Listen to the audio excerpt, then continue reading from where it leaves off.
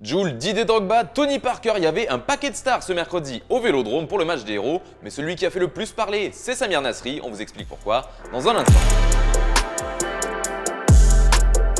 Bonjour à toutes et à tous et bienvenue dans ce nouveau JT Foot Mercato. C'est le sujet qui a mis le feu hier soir, les images de Samir Nasri à Marseille pour ce match de charité au profit de l'association de Didier Drogba et de l'UNICEF. Du beau monde était présent entre les célébrités et sportifs comme Jul, SCH, Tony Parker entre autres, et d'anciennes gloires de l'OM comme Jean-Pierre Papin ou Drogba. Mais ce que tout le monde a retenu, c'est cette image de Nasri et de son maillot un peu trop serré. Beaucoup de gens ont été choqués car le milieu de 34 ans a annoncé sa retraite en septembre dernier, il y a à peine quelques semaines. Bon, avant tout, petit disclaimer, AFM, on n'est pas là pour se moquer du physique d'un ancien joueur qui a pris sa retraite, il fait ce qu'il veut, et perso je fais plutôt partie des gourmands, on va pas se mentir. L'image a quand même fait le tour de l'Europe, en Angleterre par exemple avec le Daily Mail, en Espagne avec Marca et même au Portugal avec Abola. Sur les réseaux sociaux il a aussi beaucoup été moqué, mais on préfère mettre en avant ceux qui l'ont défendu comme Mohamed Eni et Giggs notamment. Mais il y en a un qui l'a quand même bien chambré, c'est son ancien coéquipier à l'OM, Lorik Sana. Des propos rapportés par un journaliste du Phocéen, l'ancien international albanais aurait balancé: t'as vu, ils sont venus à deux, il y a Samir et Nasri. Un petit tacle à la gorge qui a fait sourire le principal intéressé qui a même répondu: j'aurais aimé lui remettre un corner contre Paris, mais il n'a pu jouer que 5 minutes. Ambiance bon enfant et chambrage donc.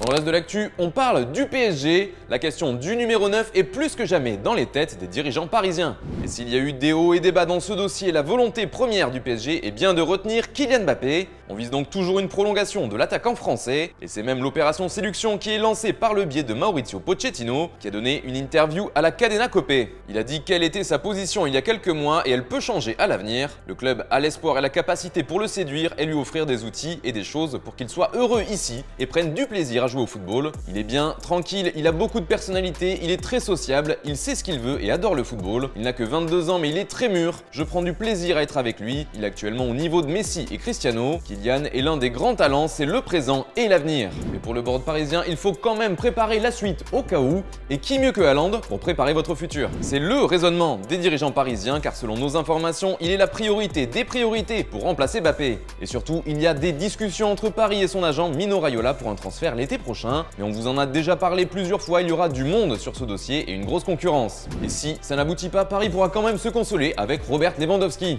Clairement, le canonnier polonais n'est pas un mauvais parti, lui qui est littéralement en feu depuis 2 ans, car le clan du joueur et surtout Pini Zahavi qui gère ses intérêts viserait le PSG pour récupérer la place de Mbappé en cas de départ du français. Icardi pourrait peut-être être la solution, lui qui est encore sous contrat avec Paris jusqu'en 2024. On le rappelle, au début de l'été 2020, sa clause libératoire était levée par le club francilien. On parle quand même de 75 millions d'euros, une belle preuve de confiance. Mais ces derniers temps, l'Argentin ne joue plus du tout, il ne serait même plus dans les plans du club. Seul problème, Icardi ne compterait pas du tout, mais alors pas du tout partir, c'est ce qu'a affirmé récemment Wanda Nara, sa femme et agent. Et vous, qui est-ce que vous voyez être le futur numéro 9 du PSG dans les années à venir? C'est la question du jour. Comme d'habitude, vous nous donnez votre réponse dans les commentaires et on en reparlera demain.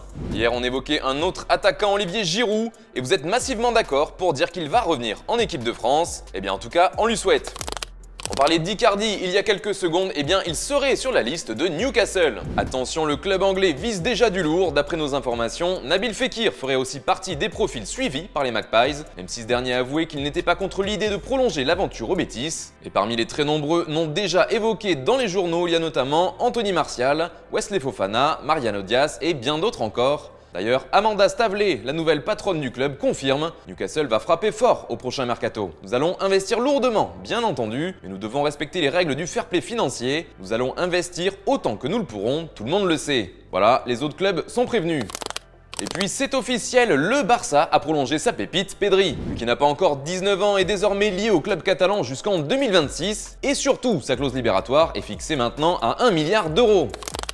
Pour finir avec une belle image, on revient sur ce match des héros à Marseille, un festival de buts avec une victoire 7-3 de la Team OM. Mais le plus beau, c'était certainement celui de Benoît Chéroux. On vous laisse kiffer, sans modération.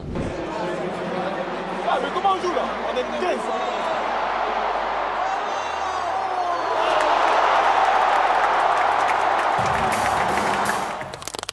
Voilà, c'est tout pour aujourd'hui. Merci de nous avoir suivis. On se retrouve dès demain pour un nouveau JT. Quant à moi, je vous souhaite une excellente soirée.